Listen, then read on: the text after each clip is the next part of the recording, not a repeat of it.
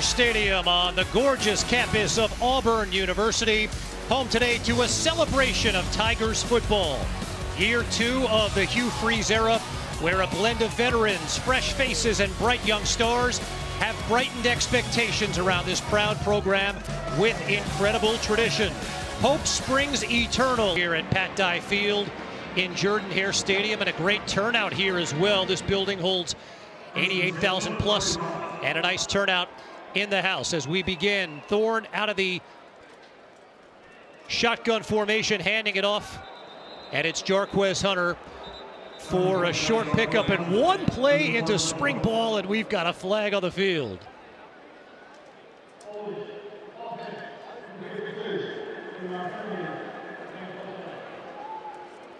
That's the left guard, Dylan. 909 yards rushing a season ago. Second team all SEC performer. The coach is raving about the discipline and the toughness he shows. Here's Thorne, the dual threat, keeping it on the ground across the 40-yard line, and a nice pickup last season.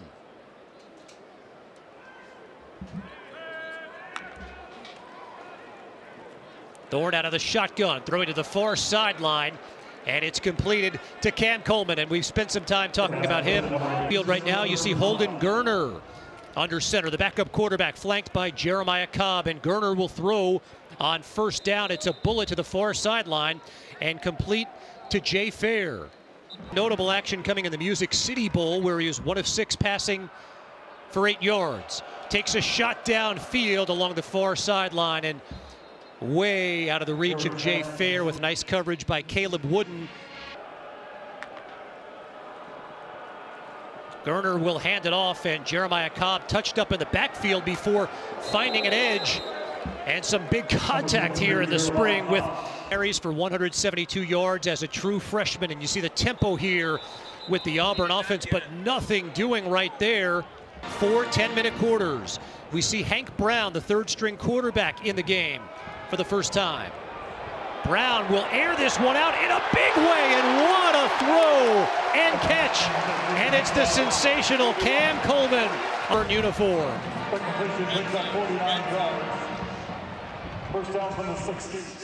The speed, the height, the athleticism, the mentality of a player here, they've made no bones about it. 2 backs in the backfield with Brown. It's Damari Alston for the first time, and Jarquez Hunter.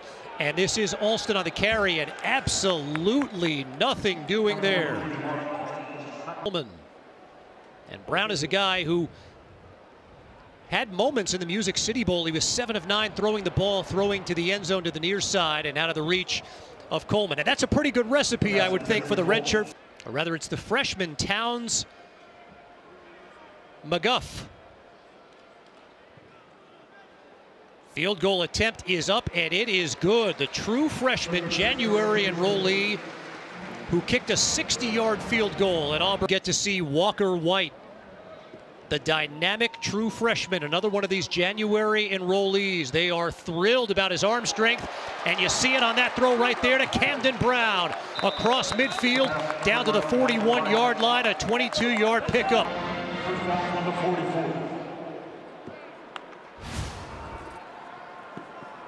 White will throw again under all sorts of pressure, and as it should be in a spring game, they take it easy on the quarterback, Jalen.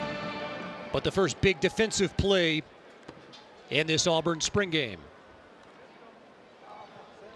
Here's White rolling out of the pocket. He's going to keep it and be touched up at about the 48-yard line. The pass go up to Coleman, and the ball seems like it hung in the air forever. He ran under it, extended his arms, and secured the football as he went to the...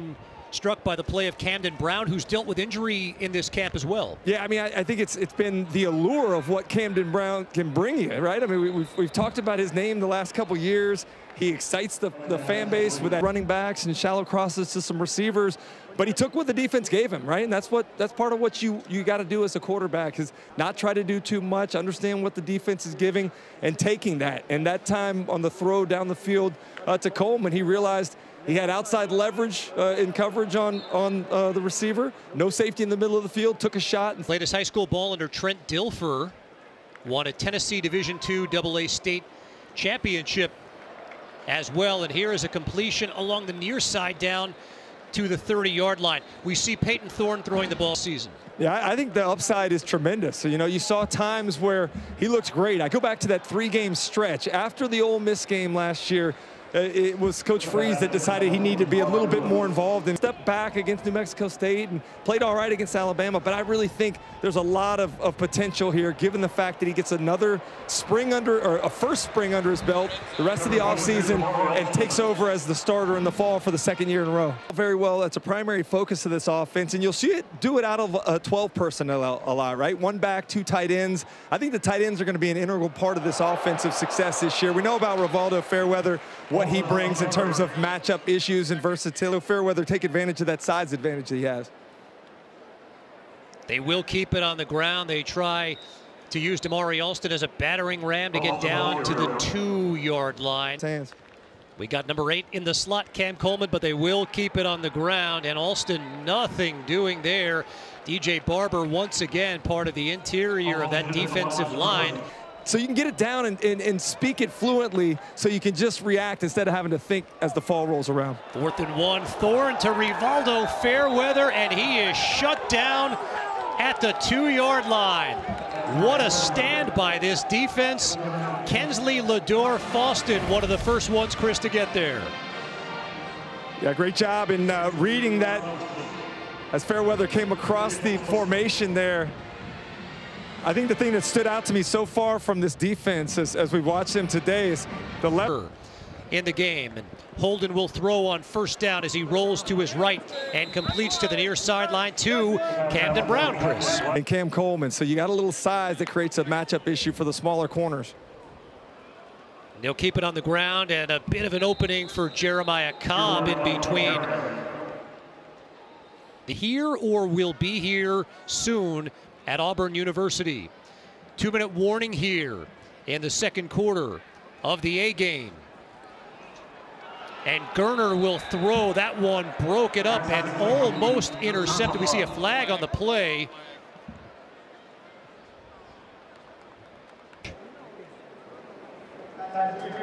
But maybe a little bit too tight on the coverage of Mike O'Reilly right there. Defensive pass happens. It's never too early to get reps.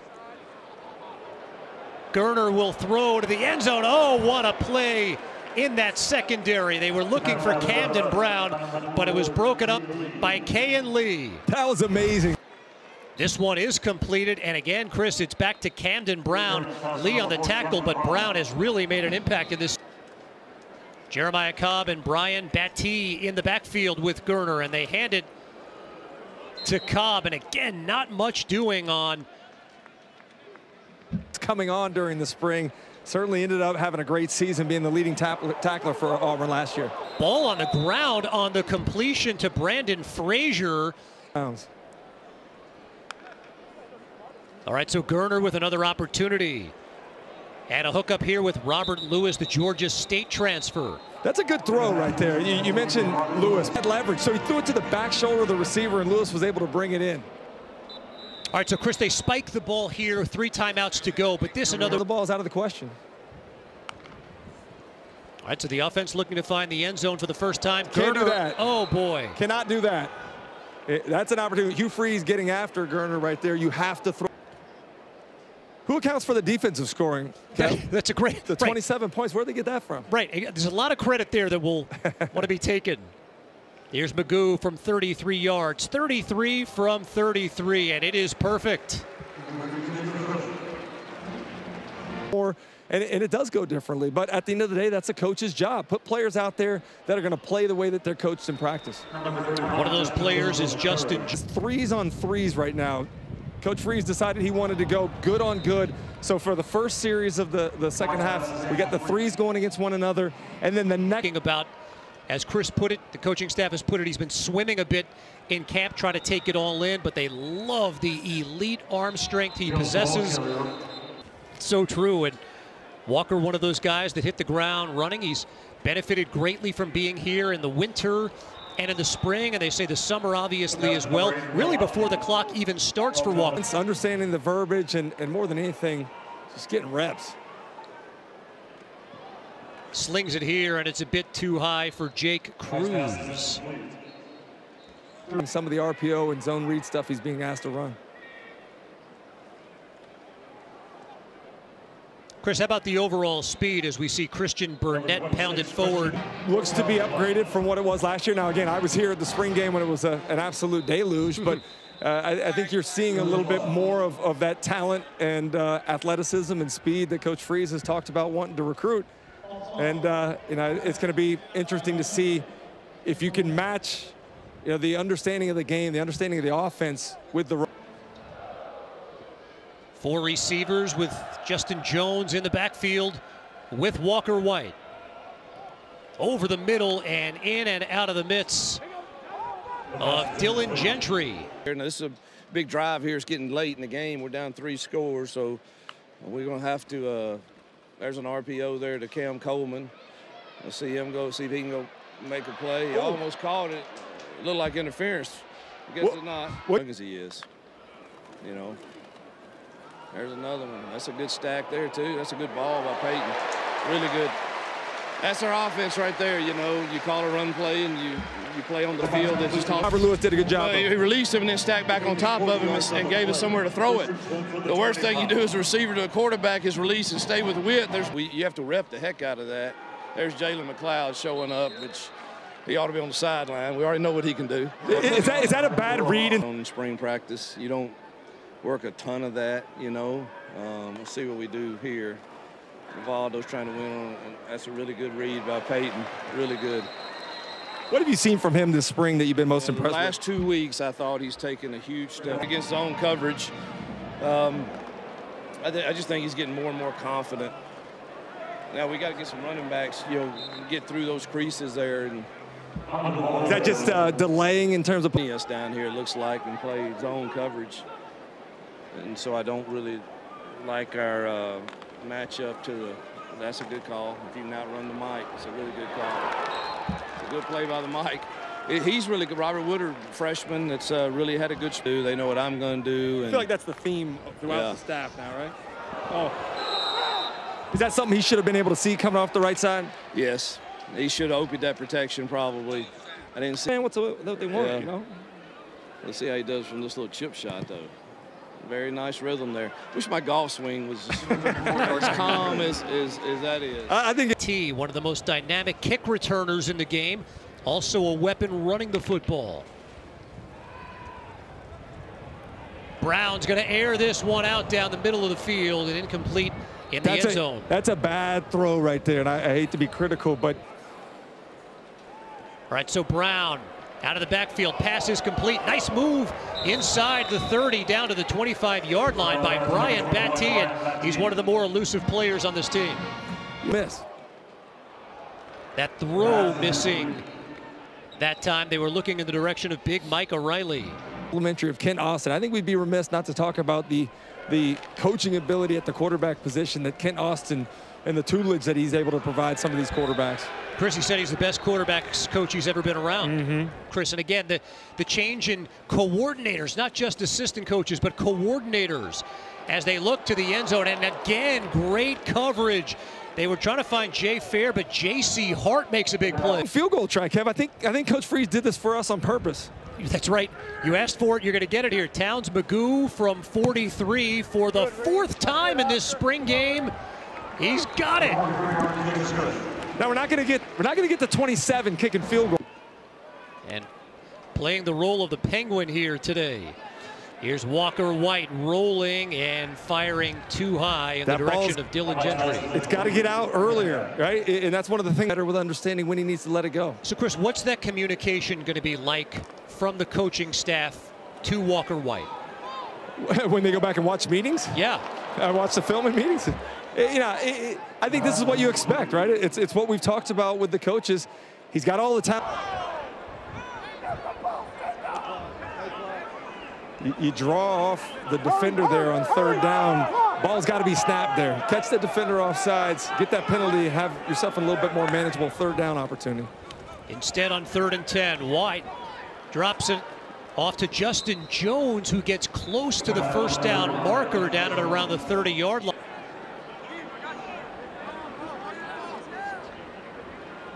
Towns Magoo kicked an Alabama State record 6 50-yard field goals. As a senior in high school, he's got it again. And I don't think people understand the nuances of as you get further out, the more you have to drive it. You know, it's like into the mix, it becomes even more challenging. So, you know, this is the schedule that they're going to play. You kind of went over it this year. The SEC's already said they're going to flip-flop it the following season, so you kind of know what to expect. I think that's why you got to kind of ride with some of these young guys, you know, knowing that 2020 they could have gotten. But you know, I think this is a season where you lay the framework to be able to really make that big step in 25. As Peyton Thorne keeps it. Possible a task as it was to replace Nick Saban, I thought that they did a great job in finding the best opportunity to do that. Kalen DeBoer is a fantastic coach. He's won everywhere he's been. And I think he's, that's the thing, it may look a little different. It may not have the immediate success, but I think fans have to trust. Over a turbulent situation at Texas A&M. Yeah, I talked to a coach from the ACC here recently who said, look, Mike Elko mentality to kind of permeate throughout that entire team as Elko takes over that program. I mean, in a lot of ways, it goes without saying, but it is a murderer's row of head coaches in this league as a big play breaks loose here. Robert Lewis into the open field, 17-yard of Robert Lewis. He said he's not a kid, but the way he's played, he's given himself a chance at playing time. Thorne inside the 5, and our first touchdown of the game is courtesy of, guess who, Cam Coleman.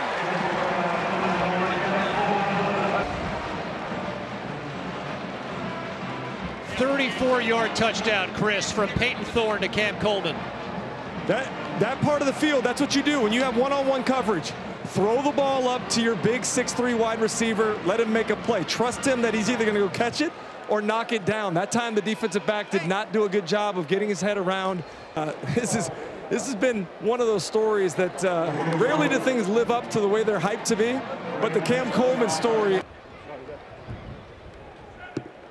All right, so Hank Brown on the field for the offense, following the first touchdown of the game, and it's Jeremiah Cobb over that right side of the line. Chris, one more time. Yeah, the trumpet's a little bit too loud for us here. All right, what'd you say? No, we got a chance to again see the fabulous first half catch and the touchdown. Another freshman incoming, not here yet, but he'll be here over the summer. Maybe is that guy, Malcolm Simmons as well, along with Bryce Kane, and a nice stiff arm by the running back Justin Jones, but maybe got a little bit too much of the face mask. White play action, facing pressure, throws. Nice back shoulder throw and a nice looking catch along the near sideline. Guys that the corner had leverage over the top. What's he do? Throws it to the back shoulder, and the receiver did a nice job of adjusting. Nice job by Greg McGonigal as they throw towards the end zone, and a bit too much for Cameron King. Competitive juices flying. You've got midway through the fourth quarter, and you've got this defense which has just been terrific today. Justin Jones tripped up there by DJ Reed. Dependable when you get into the fall.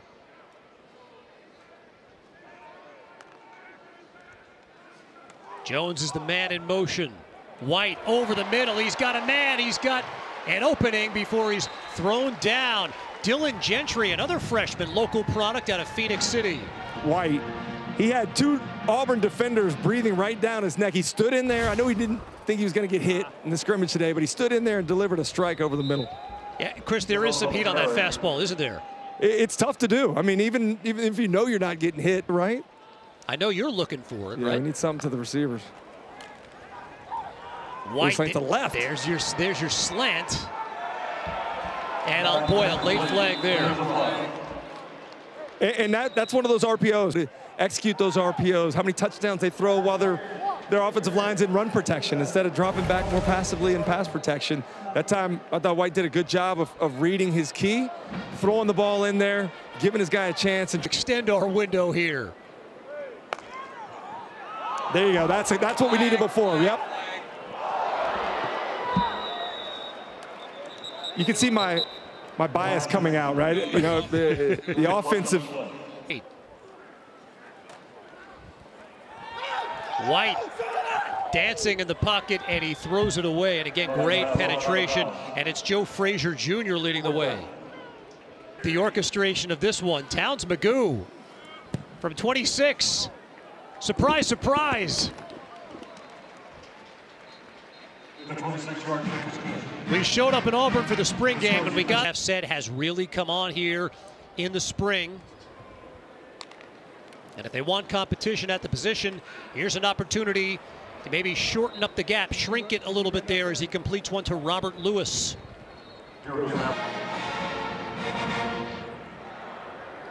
Clock is running, a 2nd and 7.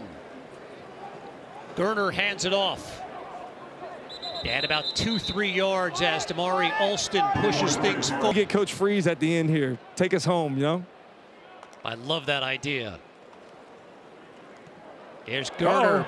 Batted at the line, and it's caught back at the original line of scrimmage at the 30-yard line. Catch made by Mike O'Reilly. Holden Gerner in and out of the hands of Robert Lewis. So see how Hank and these youngins do. That's not a good start right there. Throw it away. Throw it away. Attaboy. Oh, that's a good job. Good decision. Good decision. How would you? Yeah, earlier I think it might have been Brown. Some natural stuff about him. He came in and did really good in the bowl game when he came in. I think he's pretty natural with that. There's a flag. I have no clue. No clue. What you got here? We got hitches. Get out of bounds. Good. Good decision. The pass to number 80, Will Upton. Good. 3rd down. A little over post curl to the field. And they're bringing the funk. Got to get it out. Oh, look at here. Look at here. That's all you need, baby. One big play. Right? Ask Tanner what yard number 17, Rico Walker. No, we want that 60-yarder to win the game. Come on, man. Tough snap situation here. A couple. Low. I was talking about the clock. I mean, that's a good run, but we got to. Boundary. He jumped it. Ooh. That's a good throw under duress, though, right there. 3rd and 10. The save the time to the field. I thought the corners have done a nice job today in man coverage. How far is this? Right out of high school. He nailed it. Oh, that's good from like 70.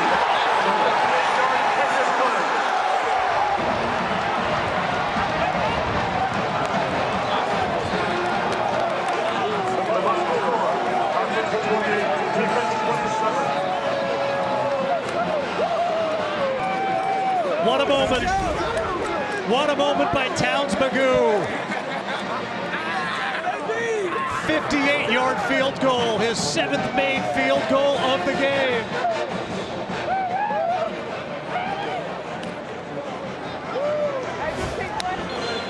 The Auburn, Alabama native, graduate of Auburn High School.